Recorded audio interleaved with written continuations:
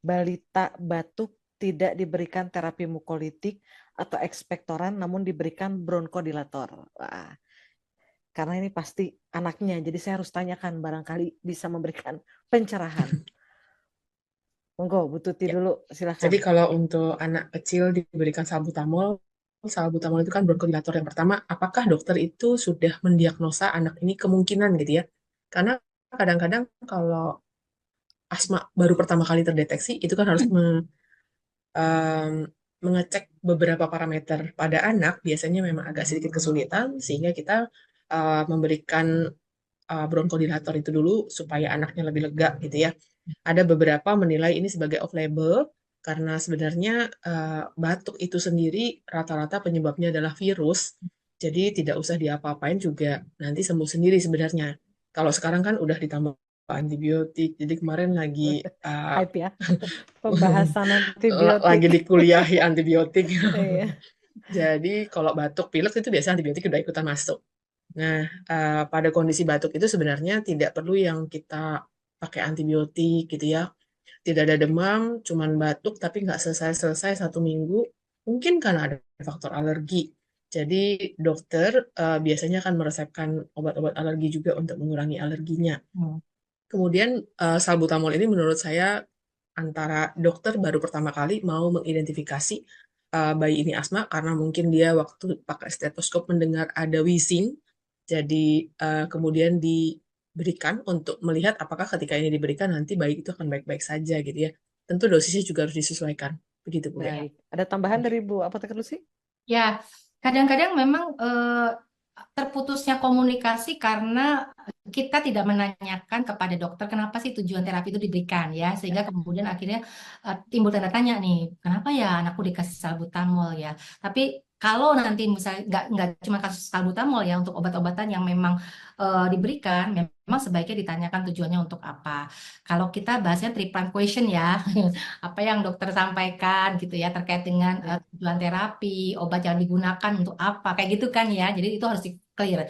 Tapi kalau tadi saya dengar dari yang disampaikan pertanyaan oleh teman sejawat, berarti harus clear dulu nih diagnosisnya apa. Bisa saja batuknya karena bronkitis gitu ya, atau mungkin dokter mendiagnosa misalnya ada PPOK atau asma dan lain-lain. Nah, pada beberapa kasus misalnya batuk karena bronkitis memang biasanya dokter memberikan untuk pelega ya bronkodilator gitu ya.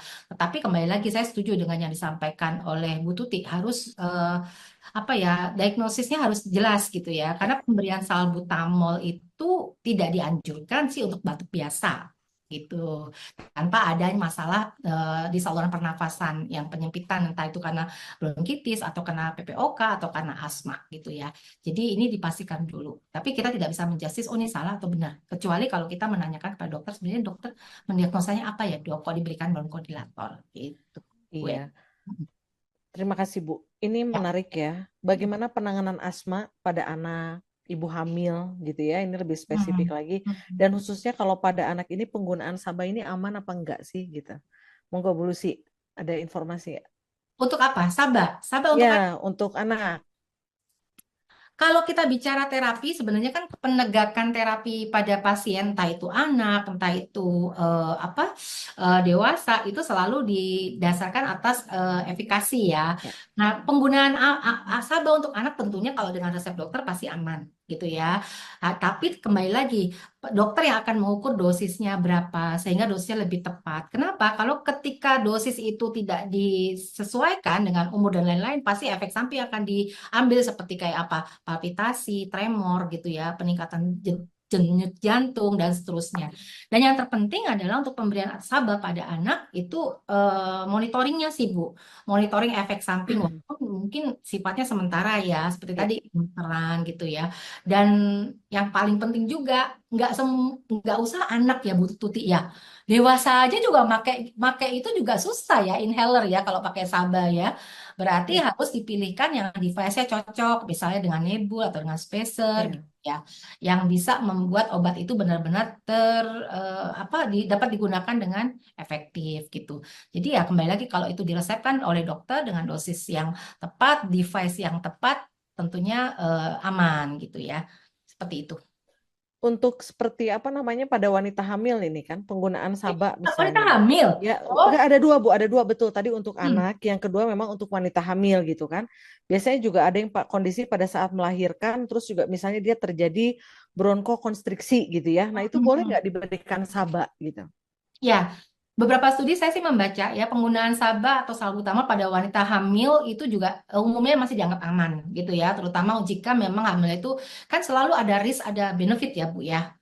Kalau misalnya sesak nafasnya itu tidak ditangani dengan baik, itu juga akan menimbulkan risiko yang besar gitu untuk kelangsungan hidupnya gitu untuk ibunya.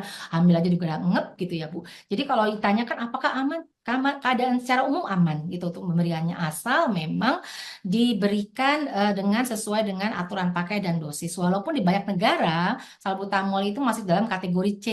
Benar nggak ya Bu Tuti ya?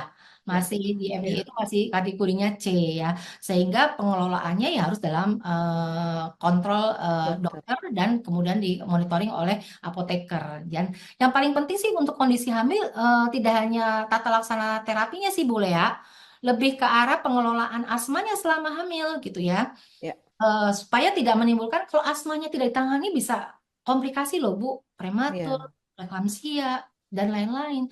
Jadi dengan segala risiko tadi label C, ya dokter pasti akan mengambil satu keputusan yang ya diberikan supaya menghindari kejadian yang tadi Bu, ya, akibat yang asma yang tidak terkontrol tadi, preeklamsia, prematur dan lain-lain. Eksaserbasi juga mungkin terjadi ya di trimester kedua gitu ya, Iya, kehamilannya. Mungkin iya. potensinya tinggi juga di situ. Iya, iya. Jadi ya sebaiknya kalau kalau saya sih ketemu ibu hamil ya, mungkin lebih banyak juga diedukasi, misalnya ya relax gitu ya, kalau ada oksigen, suplai Ya.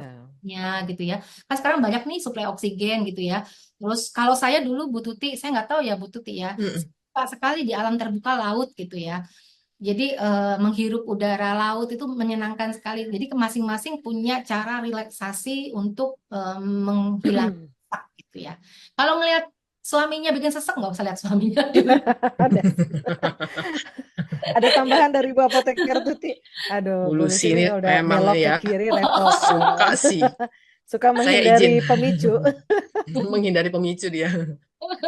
Saya izin sharing Bu Lea. Jadi ini Ya, adalah guideline GINA 2024 bagaimana rekomendasi pengobatan asma pada anak 5 tahun atau lebih muda. ya. Di GINA ini juga ada pengobatan anak 6 sampai 11 tahun. Jadi beda-beda strategi pengobatannya. Kalau kita lihat di sini ada yang namanya controller, ada yang namanya reliever. Jadi ada yang pelega, ada yang kontrol. Kalau pada pasien yang sudah step 4 ke atas itu sudah berat, berarti harus dirujuk. Jadi kalau step 1, kalau kita lihat untuk menggunakan controller controller itu kayak ICS ya, inhalasi kortikosteroid itu tidak dianjurkan untuk tiap hari. Hanya jika pasiennya memang ada gejala asma, mungkin akan diberikan. Memang pada anak-anak, kasus asma yang baik kurang 1 tahun itu sangat jarang biasanya. Kemudian kalau dia sudah masuk di step 2 yang lebih kita bilang asma persisten sedang gitu ya, jadi naik tingkat, maka yang diberikan low dose inhalasi. Mau nggak mau kita akan mempertimbangkan resiko dan benefit. Ketika anak itu asma dan oksigenasinya kurang, bisa jadi dia lemas begitu ya. Jadi mau nggak mau kita masukkan obat. Jadi ada ICS, ICS yang dipakai kortikosteroid itu biasanya kayak Umicort yang ditaruh di situ ya, di Ya. alat inhalasinya itu. Kemudian relievernya kita pakai SABA. Jadi yaitu tadi ada salbutamol inhalasi itu juga bisa dimasukkan. Kemudian di nebul bersamaan. Jadi itu yang akan dikasih oleh dokter biasanya. Kalau misalnya masih kurang, dia akan ditambahkan LRTA juga. Jadi leukotriene reseptor antagonis. Jadi untuk antihistaminnya, anti radangnya gitu ya. Karena kerjanya beda dengan kortikosteroid. Step 3 itu dosisnya double dinaikin gitu ya karena asmanya semakin berat. Pada step 4 biasanya kita sudah mulai dirawat di rumah sakit. Oksigen biasanya mulai berkurang jadi perlu tambahan dari luar gitu. Kemudian kalau pada ibu hamil, rekomendasinya memang kembali lagi resiko dan benefit. Kalau memang pada kasus asma itu SABA cukup aman untuk digunakan karena kita mempertimbangkan benefitnya. Jangan sampai oksigenasinya kurang, gangguan pada anaknya.